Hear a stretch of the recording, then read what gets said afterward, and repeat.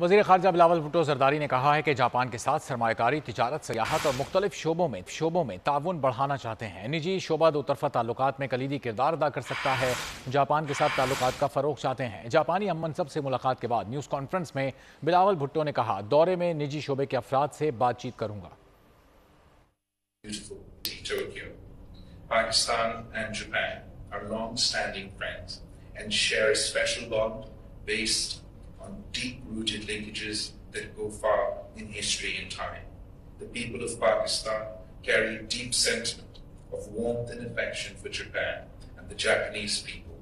We have always stood with each other in times of need. We attach high importance to our relationship with Japan. Last year, we have seen new energy and vigor in the relationship through continued high-level exchanges. I also had the honor to meet the foreign minister in Cambodia in August 2022 on the sidelines of the ministerial meeting of the ASEAN Regional Forum. Sweden में कुरान पाक की बेहुरमती के खिलाफ दुनिया भर में एहतजाज। ईसाइयों के रूहानी पेशवा पोप फ्रांसिस ने भी वाक़े की